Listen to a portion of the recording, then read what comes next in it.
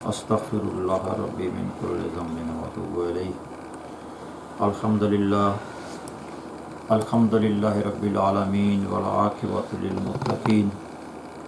والصلاۃ والسلام علی رسول الکریم وآلہ وصحبہ اجمعین،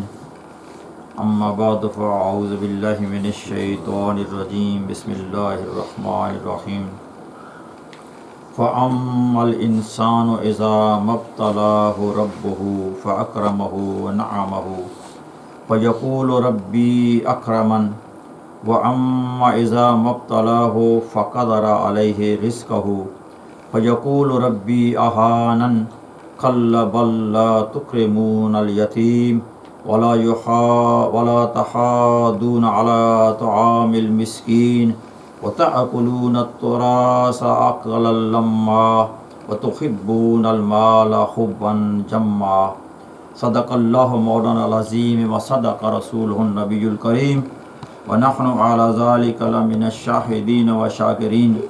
والحمد للہ رب العالمین۔ فقد قال اللہ تعالی فی شان حبیبہ ان اللہ وملائکتہ یصلون علی النبی یا ایہا الذین آمنوا صلوا علیہ وسلموا تسلیما۔ اللہم صل وسلم علی سیدنا ونبینا ومولانا محمد وعلی آل سیدنا ونبینا ومولانا محمد وبارک وسلم وصلی علیہ۔ اللہ رب العالمین کی بحد حمد و ثنا، تعریف و توصیف، اور اللہ کے رسول امت غم خرا کا حضور صالح مآب صلی اللہ تعالی علیہ وآلہ وسلم پر ہدیہ درود و سلام بھیج لینے کے بعد، قابل صد احترام برادران اسلام، السلام علیکم ورحمۃ اللہ وبرکاتہ۔ اللہ رب العالمین کی توفیق سے اور اس کی مہربانی سے قرآن مجید فرقان حمید کی سورۃ الفجر کی چند آیات میں نے آپ کے سامنے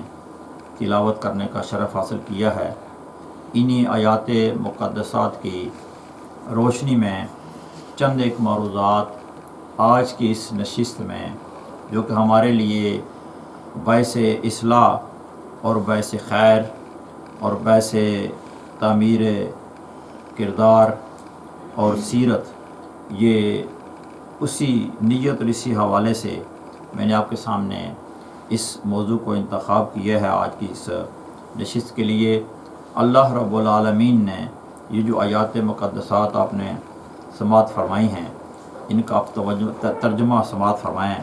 اللہ فرماتا ہے کہ پس انسان کو جب اس کا رب آزمائش میں مبتلا کرتا ہے تو اسے مرتبہ اور نعمت دیتا ہے، تب وہ کہتا ہے کہ میرے رب نے مجھے بڑی عزت دی ہے، اور جب اس کو آزماتا ہے تو اس پر اس کی روزی کو تنگ فرما دیتا ہے، تو وہ شخص کہنے لگتا ہے کہ میرے رب نے مجھے ذلیل کر دیا ہے۔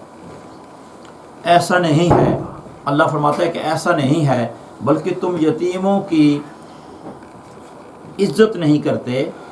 اور یتیم جو ہیں نہ تم مسکینوں کو کھانا کھلاتے ہو اور نہ کسی کو ترغیب دیتے ہو،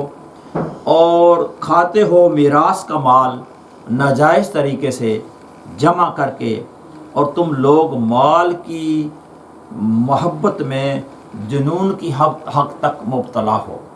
یہ آپ نے ترجمہ سماعت فرمایا ہے۔ اللہ رب العالمین نے ان آیات میں جن چیزوں کو زیر بحث اللہ تعالیٰ لایا ہے، اور انسان کو مخاطب کر کے اللہ تعالیٰ نے جن چیزوں کا ذکر کیا ہے، وہ سب سے پہلے جس کا ذکر کیا ہے وہ مال اور دولت ہے۔ مال اور دولت کا ذکر کرنے کے بعد اللہ تعالیٰ نے ذکر کیا ہے کہ انسان کی فرد کا، کہ انسان مال اور دولت کے اوپر خوش ہوتا ہے، اس کو مسرت حاصل ہوتی ہے،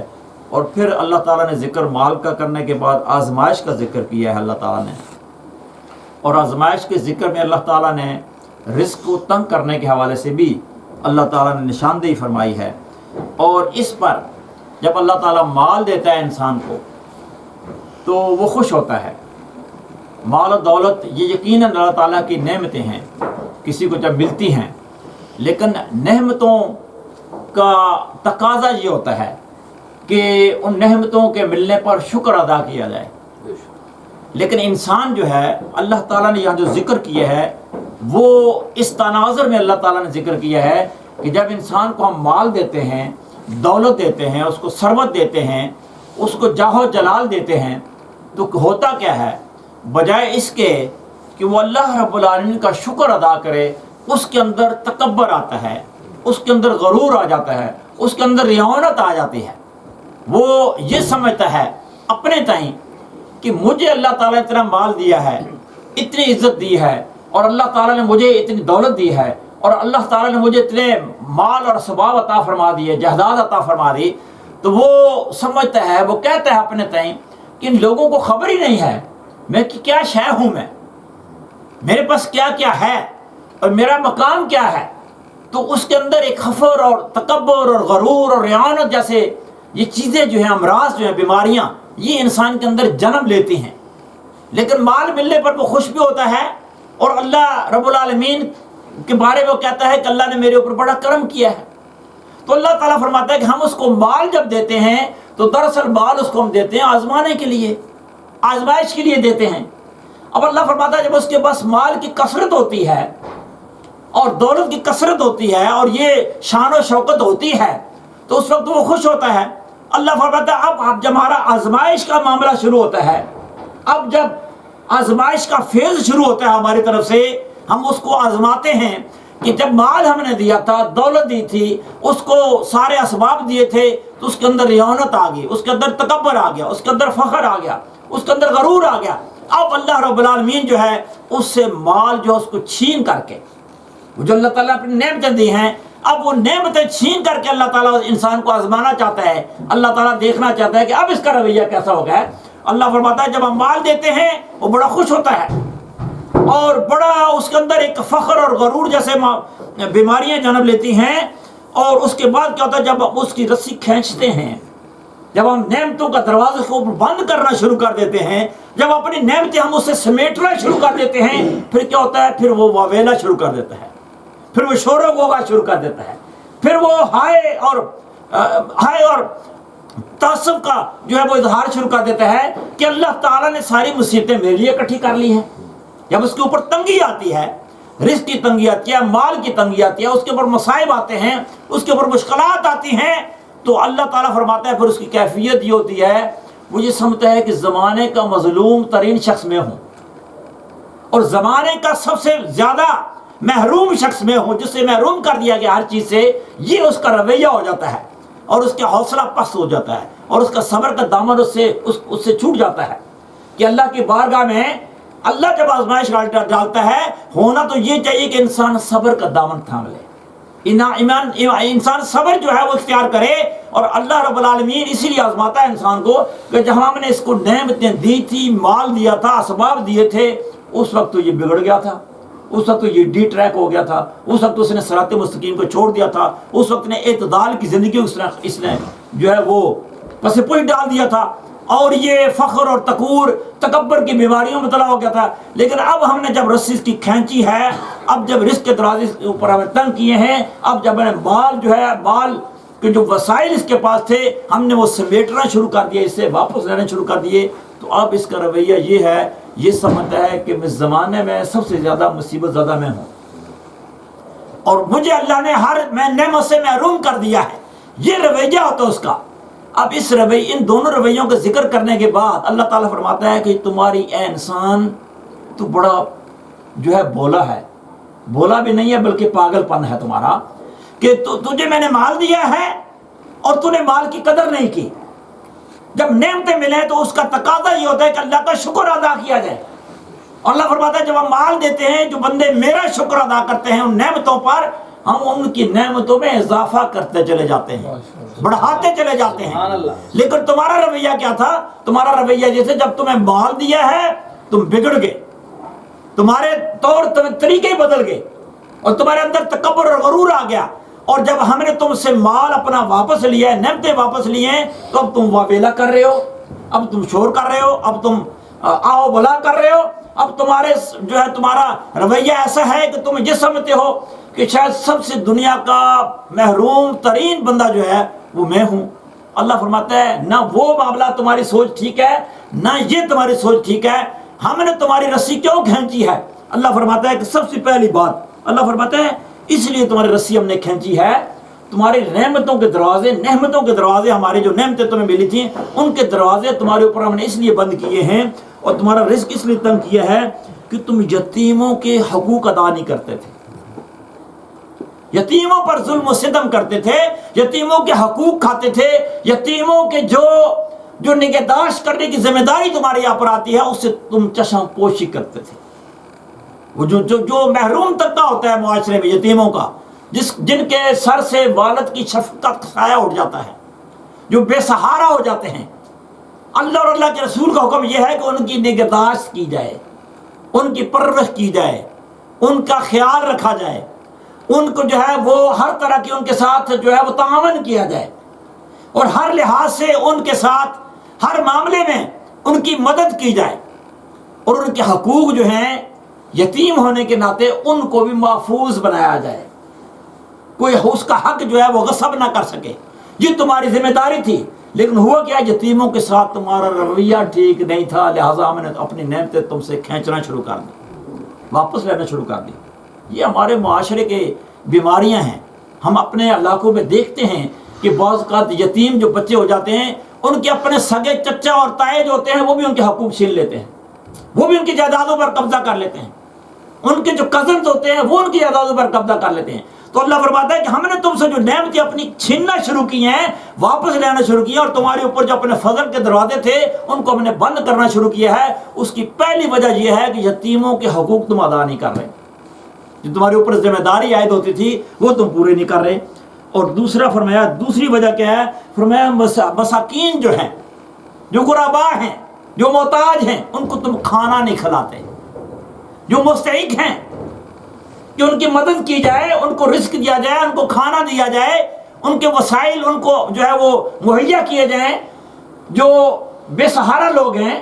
محتاج لوگ ہیں، گرے پڑے لوگ ہیں، معاشرے کے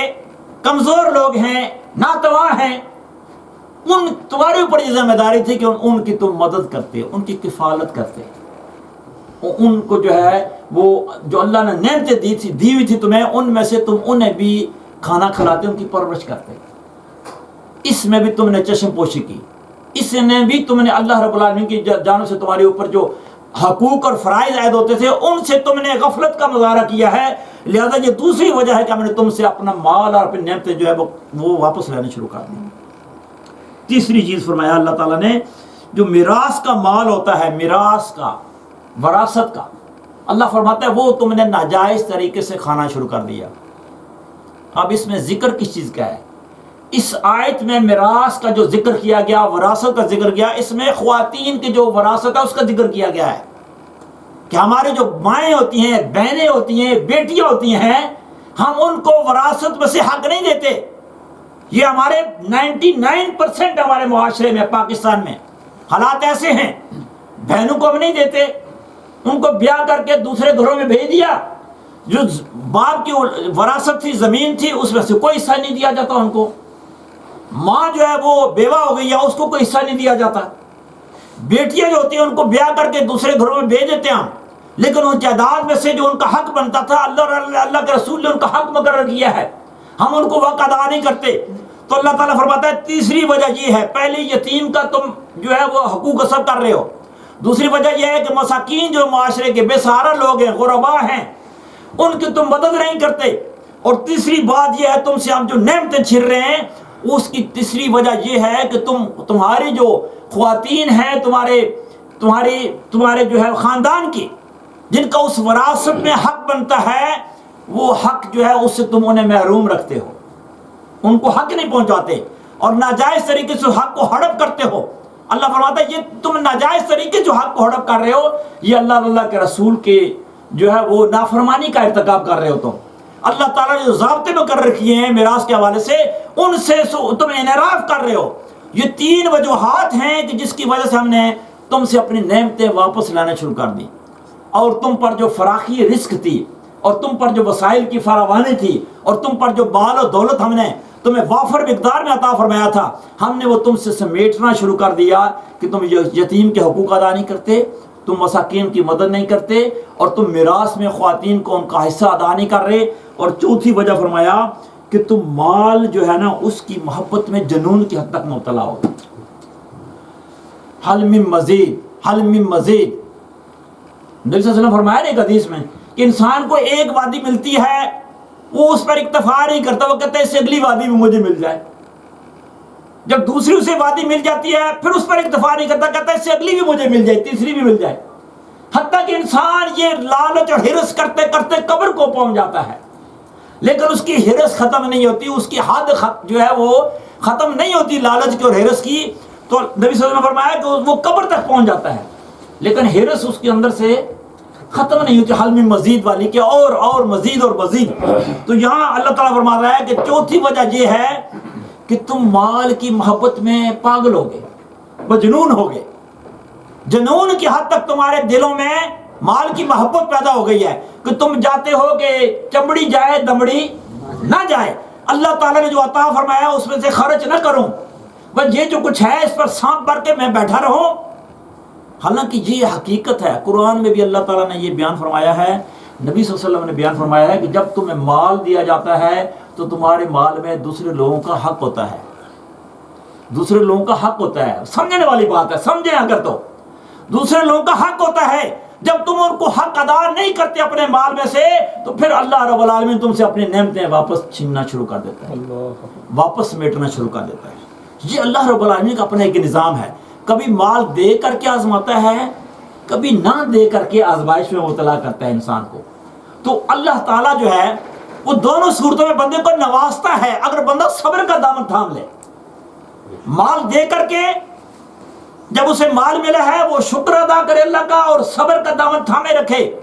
اور اللہ رب العالمین کے حکم کے مطابق لوگوں پر خرچ کرے تو اللہ رب العالمین اس کے مال میں اضافہ کرتا رہتا ہے. یہ اس کے لیے آزمائش تھی. مال ملا ہے تو کیا وہ مال میں سے ان کو حق ادا کر رہے ہیں جو حقدار ہیں یا نہیں ہے؟ یہ پہلی آزمائش تھی. دوسری آزمائش یہ ہے کہ مال نہیں دیا، مال نہ دے کر کے اللہ تعالیٰ یہ دیکھنا چاہتا ہے کہ میں یہ میرا بندہ جو ہے میرا تابعدار ہے یا نہیں ہے. میں نے اس کو اپنی نعمتیں نہیں دی، محروم کر دیا ہے، تو کیا نعمتوں کے محروم ہونے کے بعد یہ صبر کرے گا، میرا شکر ادا کرے گا، الحمدللہ علی کل حال والا رویہ اس کا ہوگا، یا یہ واویلا شروع کر دے گا، شروع کر دے گا، فریادیں شروع کر دے گا اور آہو بلا جو ہے وہ شروع کر دے گا. دونوں صورتوں میں اللہ تعالیٰ آزماتا ہے. اور آزمانے کا جو ہے اس آزمائش کے بعد ایک وہ جو نعمتوں پر شکر ادا کرتا ہے وہ سرخرو ہو جاتا ہے، اور جو مال نہ ملنے کی وجہ سے، رزق تنگ ہونے کی وجہ سے صبر کرتا ہے وہ بھی اللہ کی بارگاہ میں سرخرو ہو جاتا ہے. تو اللہ تعالیٰ نے یہاں ان آیات میں تین چیزوں کو آپس میں جوڑ دیا ہے. تین چیزوں کو. پہلی کیا ہے؟ پہلی جو ہے وہ یہ ہے کہ معاش، رزق، معیشت انسان کی، اس کو جوڑ دیا ہے معاشرت کے ساتھ. یہ تین طبقات جو ذکر کیا ہے، یتیم، مساکین اور ورثاء جو ہیں، ان کا ذکر کر کے یہ معاشرے کے ساتھ جوڑ دیا ہے اور اس کے بعد اس کو دین کے ساتھ جوڑ دیا ہے اللہ تعالیٰ نے کہ یہ تین چیزیں جو ہیں اگر تمہاری معاش جو ہے وہ تمہاری معاشرے کے ساتھ جڑی ہوئی ہے، تم معاشرے سے تعلق نہیں ہوگے مال ملنے کے بعد، معاشرے کے ساتھ تم جڑے رہے، لوگوں کے حقوق ادا کرتے رہے، اور لوگ کے جب حقوق ادا کرتے رہے تو پھر کیا ہوا؟ تم نے دین کا نچوڑ حاصل کر لیا. سبحان اللہ. معیشت اللہ نے دی، معاش اللہ نے دیا، رزق اللہ نے دیا، مال اللہ نے دیا، اس پر شکر ادا کیا اور لوگوں کے حقوق ادا کیے، یتیموں کے، مساکین کے اور غرباء کے، اور جو میراث والے ہیں ان کو وراثت میں حق ادا کیا ہے. جب ان چیزوں پر تم عمل پیرا ہوئے پھر کیا ہوا؟ اللہ رب العالمین نے تمہیں دین کی اثر عطا فرما دی. سبحان اللہ. ماشاءاللہ. پھر اللہ فرماتا ہے کہ دنیا میں بھی تم سرخرو ہو اور آخرت میں بھی تم سرخرو ہو. اگر تم ان اللہ رب العالمین کے احکامات کو تم پس پش ڈالنے والے ہو پھر اللہ رب العالمین کے ہاں تمہارے لیے ذلت ہے، رسوائی ہے، کل قیامت کے دن بھی اور دنیا میں بھی تمہیں ذلیل اور رسوا ہونا ہے. اس لیے کہ یہاں ہماری آنکھوں کے سامنے مشاہدے ہم دیکھتے ہیں، سنتے بھی ہیں، مشاہدے بھی کرتے ہیں کہ لوگ جو ہے وہ ارب پتیاں، کروڑ پتی ہوتے ہیں اور آنکھ جھپکتے ہوئے زمین پر آ جاتے ہیں، آسمان سے گرتے ہیں زمین پر آ جاتے ہیں، اور اللہ رب العالمین جب کسی پر راضی ہوتا ہے تو اسے زمین سے اٹھا کر کے آسمان پر لے جاتا ہے. لیکن یہ پیمانہ نہیں ہے، یہ ذہن میں رکھیں کہ جس کے پاس مال دولت بہت زیادہ ہے اللہ اس پر راضی ہے، یہ پیمانہ نہیں ہے. اور جس کے پاس نہیں ہے اس سے اللہ ناراض ہے، یہ پیمانہ بھی نہیں ہے۔ اللہ اس لیے اللہ نے فرمایا کہ ہم دونوں طریقوں سے آزماتے ہیں، یہ انسان کے اپنے اس کے اوپر منحصر ہے، انحصار کرتا ہے کہ وہ کس راستے کو کس انداز میں اختیار کرتا ہے، کس زاویے سے وہ سوچتا ہے۔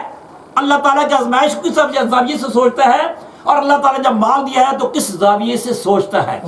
دونوں طریقے جو ہیں اللہ رب العالمین کی بارگاہ میں، جب انسان مثبت رویہ اختیار کرتا ہے، تعمیری رویہ اختیار کرتا ہے، شکر والا رویہ اختیار کرتا ہے، صبر والا رویہ اختیار کرتا ہے، تو اللہ رب العالمین جو ہے وہ اس پر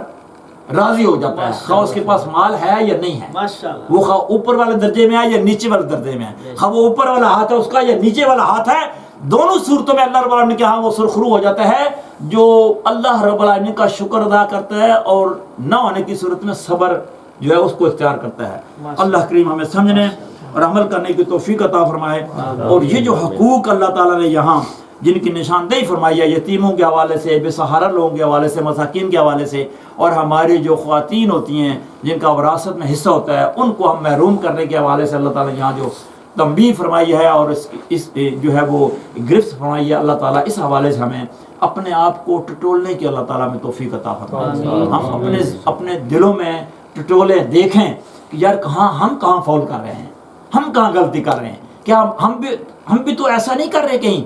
کہ ہم اپنی خواتین کو، بچیوں کو، بہنوں کو، ان کو جو ہے وہ جائیداد سے محروم کر رہے ہیں اور ان کا جو حصہ ہے وہ غصب کر رہے ہیں، ہڑپ کر رہے ہیں، اور یقیناً وہ جہنم کا ایندھن ہے۔ اگر ایسی صورت آپ اختیار کرتے ہیں تو دنیا میں تو آپ نے مال لے لیا،